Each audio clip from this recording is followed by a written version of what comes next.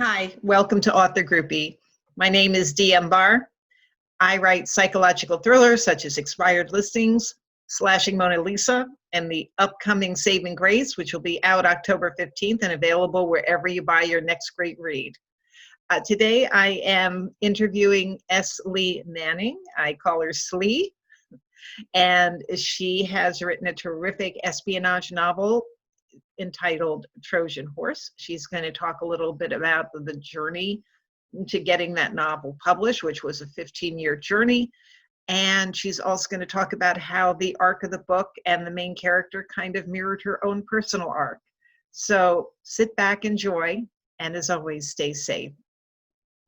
Welcome to another edition of Author Groupie. I'm here with S. Lee Manning, who is nicknamed Slee. Hi, Slee. She spent 2 years as managing editor of law enforcement communications before realizing that lawyers make a lot more money. So a subsequent career as an attorney spanned from a first-tier New York law firm, Cravath, Swaine & Moore, to working for the state of New Jersey to a solo practice. In 2001, Manning agreed to chair New Jerseyans for Alternatives to the Death Penalty, writing articles on the risk of wrongful execution and arguing against the death penalty on radio and television in the years leading up to its abolition in the state in 2007.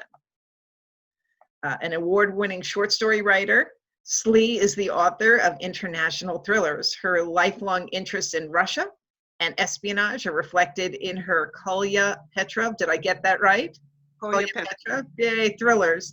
Her first novel, Trojan Horse, is coming out October 9th, 2020 from Encircle Publications, but it is on pre-order right now. Slee lives in Vermont with her husband and 2 cats, but frequently visits her daughter Jenny in California and her son Dean in New Jersey, though I imagine not so much since March. Not since March. So welcome to Author Groupie.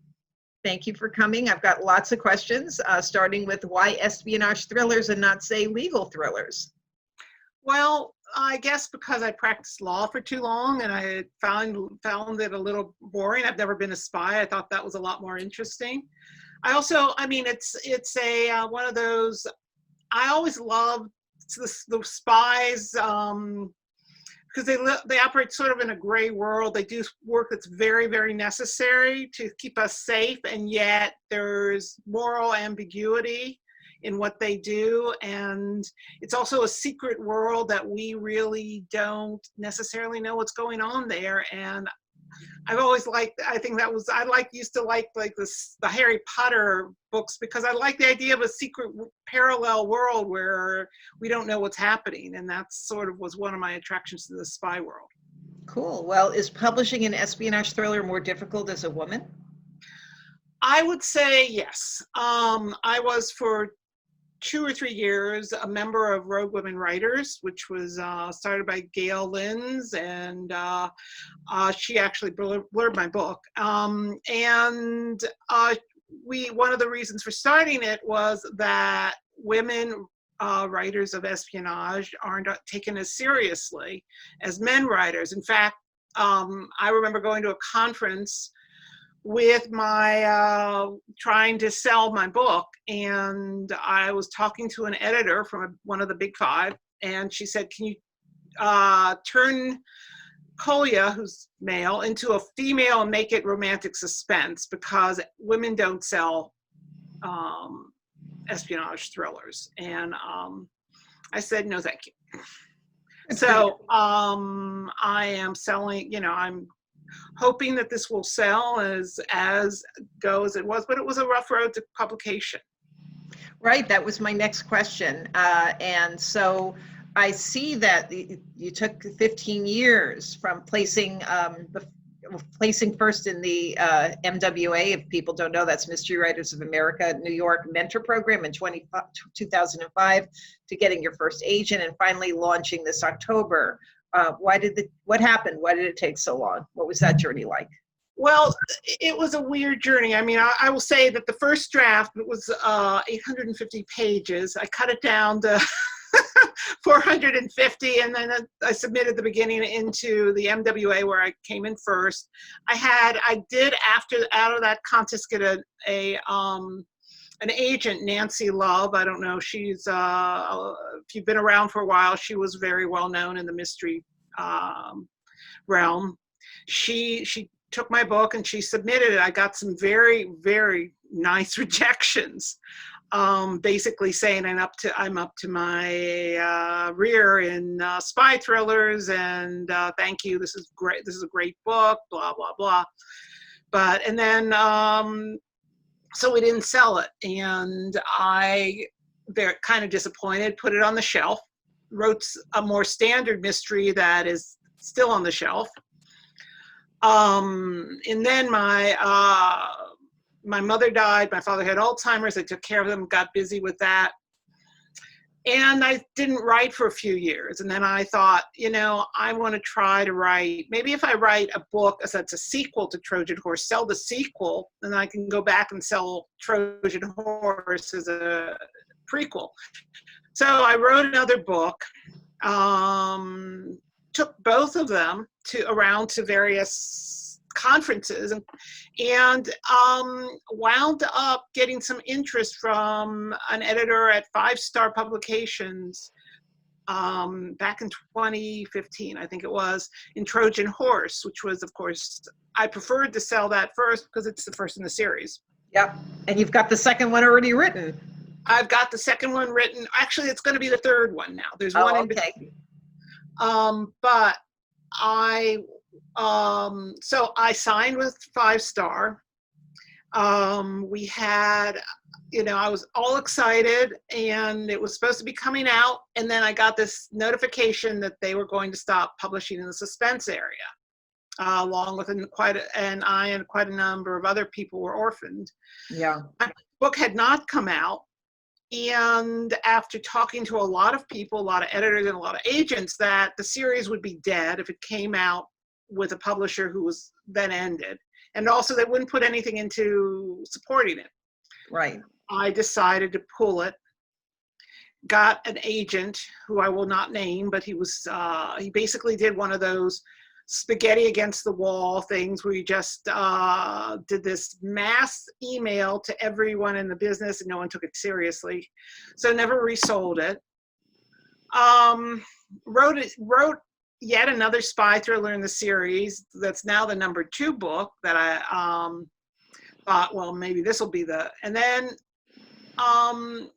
I was contacted by Encircle Publications. Now, Encircle was the printer for 5 Star, and after 5 Star ended their suspense line, they decided to maybe pick up some of the authors who are very good. There's a lot of really good authors who were left out in the cold. Sure. And start his own publication, and contacted me, said, would you be interested? I hemmed and hawed for a little while, and I said, yeah, maybe. So he said, I had to still go through the submission process. I had to rewrite it yet again because make sure it was up to date, which I did. And I made some changes in my characters evolved over those years, as I have, and now it's coming out. Yeah, there's quite a different focus on Russia now than there might have been when you first wrote it. Right. Well, the interesting thing about it is that at the time when I wrote it, Russia was no longer considered an enemy, and now it is. I wanted to write somebody. I wrote my protagonist is an immigrant from Russia. He started out as 3/4 Russian and 1/4 Jewish. It's now sort of flipped. He's completely Jewish. But I wanted to write someone who didn't quite fit in. Who, if they're looking for, when his superiors are looking for somebody who they can sacrifice, they're looking around and they look at this guy and he's a little different, and they think, well, why not that guy? And that's what happens to my character. And I like the idea of having someone who people might regard with suspicion, and you have to get to know. I mean, for those of us who are, and I will identify myself as sort of a liberal bent, we now regard Russia with more suspicion, and we still need to look at people as individuals and evaluate them as individuals, and not just say, well, this guy has a Russian name.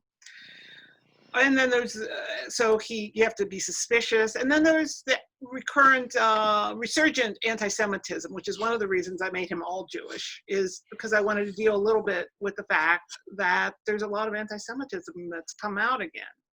Yeah, let's talk about that. I was going to ask about that later, but I noticed in a recent blog post of yours, and I really enjoyed your blog, that you talk about gentleman's agreement, and you sort of look at it from a 2020 or 2020 viewpoint, whereas it was filmed back in mid-century, last century. 47. Yeah, 47. And talk a little bit about that and why maybe looking at that and anti-Semitism is really important now. Well, it was an interesting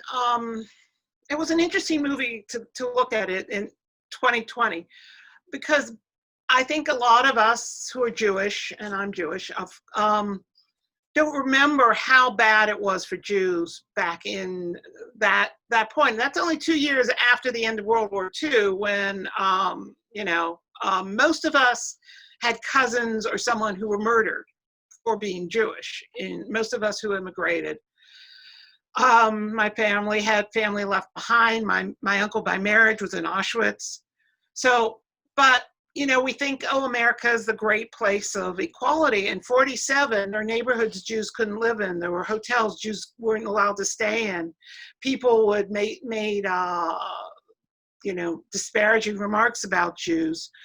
There was really strong prejudice, and the movie dealt with it, but it dealt with it in a weird way, which is they had to have a Christian character pretend to be Jewish and experience some of the things that Jews experience, for it to have validity. And I thought they shouldn't do that anymore. I mean, that was some of the criticism that we had, that people made of the movie Green Book, that it was about racism, but it was from the point of view mostly of the white character, not the black character. And so it was interesting, but I thought it was interesting also to think about the role of, Jews are still a minority in this country and in the world, and there's a lot of resurgent hatred towards us. And yet we have a privilege, or at least us white Jews, and I want to make sure that people understand they're Jews of color who have both the burden of being people of color and Jews. But those of us who are white Jews from Europe, we can blend in if we want. We don't have to tell people we're Jewish. We don't have to, wear Jewish symbols. And for the most part, people won't know. But there is still, there are people out there now who look at us with suspicion. There's conspiracy theories floating. And I wanted to incorporate a little bit more of that into my book when in the rewriting. So it's a standard thriller with, massive plot to destroy nuclear power plants by a guy who is a Romanian neo-fascist. But part of the neo-fascism is looking at Jews and thinking that they have some sort of conspiracy to dominate the world. And there's a lot of anti-Semitism from that fascist group. And there's also and my character, who has a non-Jewish name. He doesn't look Jewish, but identifies as Jewish. Experiences some of that. Interesting. In the course of the book. Interesting. So, how do you research a book like that?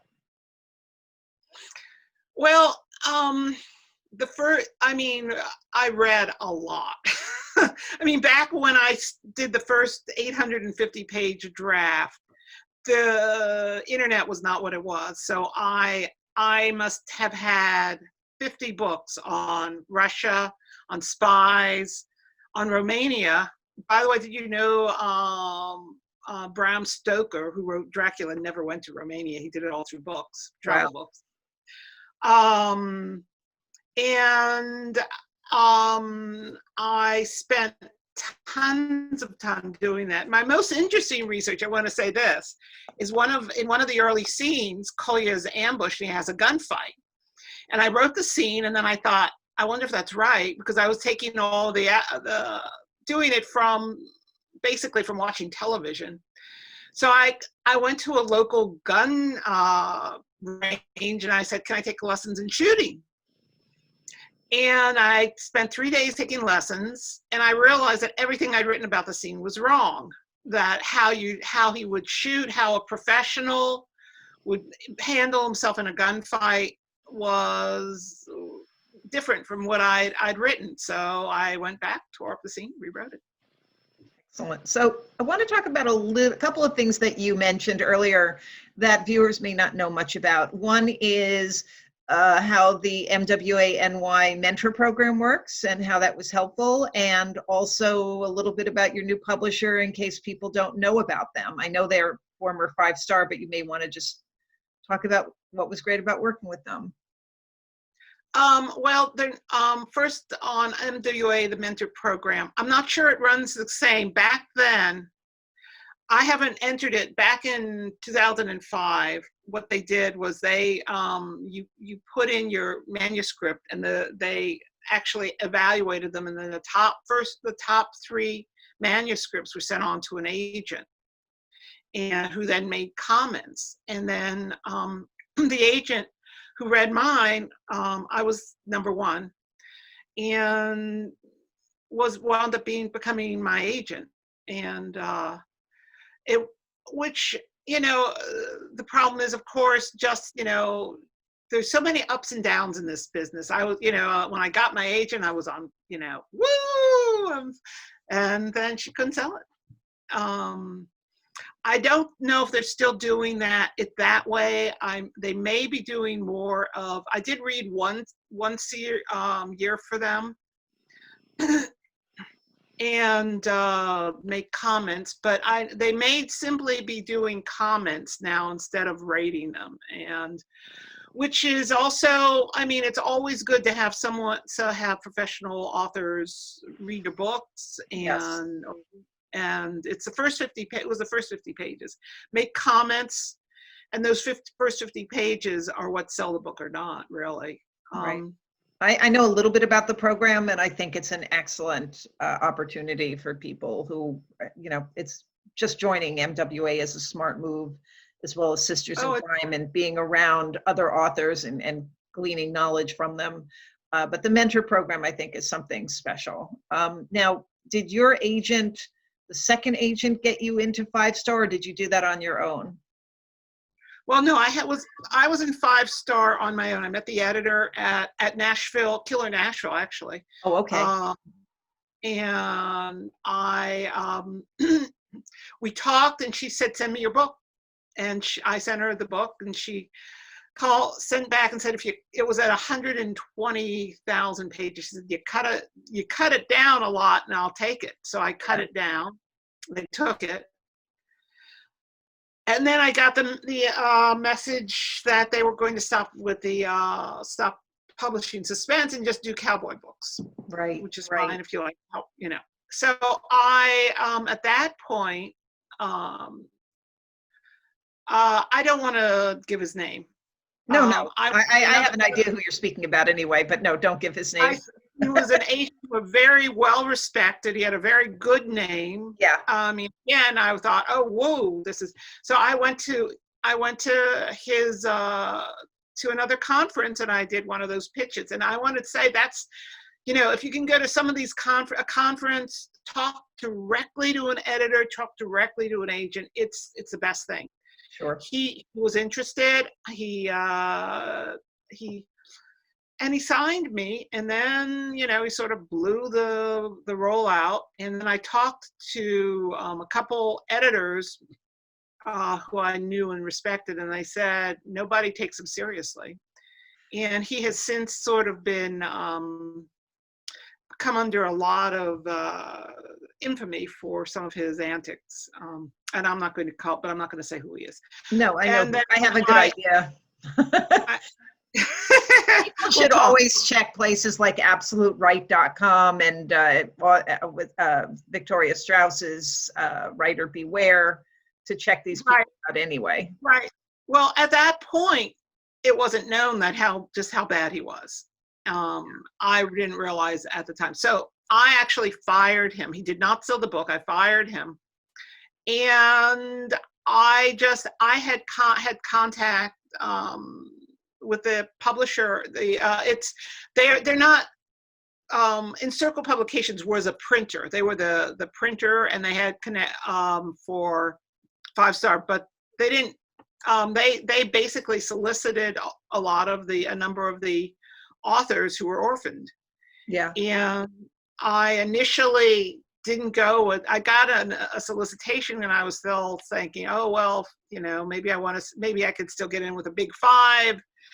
And then I said, what am I waiting for? I'm not getting any younger. And it's a really nice It's a really, really good publisher. He's got really good books. It's located in Maine. I'm very, very excited to have been accepted there and to be coming out through them. So you're happy with their editing and their covers and everything, because that's so important. The cover I'm thrilled with. If you go to my website, you can see the cover. I'm really pleased with it. I will. They don't do a lot of. They basically do. Don't do. Reworking your plot or telling you. It has to be in really good shape. Yeah, but at least you get like proof line edits. Yeah, you get copy edited. You get proof, and I'm very happy. Excellent. So, do you think that the pandemic will affect your marketing in October, or do you think maybe we'll be past that? What are your plans for marketing? Well, my plans for marketing have all gone to hell, shall I say. Join the club. I was planning to do one of those things where I just get in my van and I drive from bookstore to bookstore across the country. I was going to also go call Jewish organizations and say, hey, I've got a Jewish spy who gets in, who's the subject of a lot of anti-Semitism. Would you be interested in hearing, and either doing a book club or something, and go, and I'll do a reading, I'll give a talk, and all that. I have asthma. I'm over 65. My husband's even older than me. And I am not going I am staying in Vermont, pretty much in my house until they get a vaccine. Or same thing. We're like sisters, but I will tell you the speaking to the groups is something you can do via Zoom. Well, I'm going to try, and I'm going to try to, it's not quite the same, but I'm going to do my best, and I think it's a little topical. And I mean, and again, as I said, there's some, it's a multi-series books, and my character is slow, moving a little more towards his, by the end of the book, he's there's a little more movement towards how he identifies as a Jew. He wasn't, he was, he identified as a Jew, but he didn't really think a lot about it early on. It's part of his arc. It's part of his arc, but he hasn't moved a lot by the end and through the series. He's not going to become, as we call him, he's not going to become an Orthodox Jew. He is agnostic, but he is going to try to wrestle over what it means to be Jewish. And actually, to some extent, some of that happened with me personally. I wasn't a member of a synagogue, and then there were Nazis marching in Charlottesville. And I said, hey, if there's going to be people out there hating me and wanting to kill me because I'm a Jew, I'm joining a synagogue, you know. I feel like I need to more strongly figure out what my Jewish identity is. Right. So there's a little bit of that going on with my character too. Both of you have had arcs. Yes. Which is great. While I've got you, do you want to read a few pages from Trojan Horse before we have to stop? Yeah, I'd love to. And I'm going to just read the beginning of the book. Coley is not in the first opening, but I think it sets up what's going on. I thought of reading a different place, but I thought, this sets up what's going to happen. Perfect. Gina Antonia slid off the bed and wrapped a silk shawl around her nude body. She glanced at the clock. 1 a.m. She wasn't scheduled to call in until 8. Mihai Kuza was curled on his side, breathing evenly. A handsome man, dark hair, aristocratic features, attractive body. He appeared younger than his real age, which was somewhere in his late 40s. Funny how a sleepy man could look gentle, almost childlike, but it was only an illusion and she knew it. He was about as gentle as a sleeping cobra. She picked up his phone from the bedstand and tiptoed to the circular stairs, still wearing only the shawl, and descended slowly, carefully to the darkened office area. She seated herself on a chair in front of a desktop computer on the far side of the open expanse. She shifted to keep her bare bottom from sticking to the leather. She slid part of the shawl under her. Kuza had hung her clothes in an antique wardrobe with doors that squeaked. Getting her clothes out would have been the riskier option. It also would have taken time. It had taken 2 weeks of covertly watching, but she finally had the password to the iPhone, which in turn held the password to the computer. She searched, found the series of numbers and letters, and turning to the keyboard, typed them in. A click, and she was in. She attached a thumb drive, downloading a program that would allow Kolya or the tech guys back at the office to access Kuza's files. While waiting for the program to load, she remained alert and nervous. No sound from the bedroom upstairs. Do it and get out, Kolya had told her. But what if the software didn't work? They might not get another crack at Kuza's computer. She was there. She could take another few minutes to get the information. She went into documents and started searching. The third document that she opened listed Kuza's plans for the next 2 months to be coordinated through various European offices. Bingo. She skimmed the names of the towns in America, in Europe, one in Asia. 15 in all. How many people lived in those cities? How many people lived in Buchanan, New York? How many people would die immediately if the nuclear power plants in their towns melted down? How many more would die slowly of radiation poisoning or cancer? Not in the thousands, in the hundreds of thousands. She'd slept with a man capable of killing this many people. It had been a necessary part of the job, the only way to get close to him, but she'd done it and she'd enjoyed it. She'd enjoyed sex with a monster. She took a deep breath. She only knew what she now knew because she'd slept with him. Her hands trembled with the weight of her new knowledge. Her fingers fumbled on the keyboard. Steady. All she had to do was send an email and run. She wouldn't even go upstairs for her clothes. She'd run through Soho naked if necessary. Funny, running naked through Soho was the sort of thing she might have done for a laugh had circumstances been different. She liked to do things that were different, like the time she dyed her hair pink. She'd only kept it pink for a day, but the expression on Jonathan's face.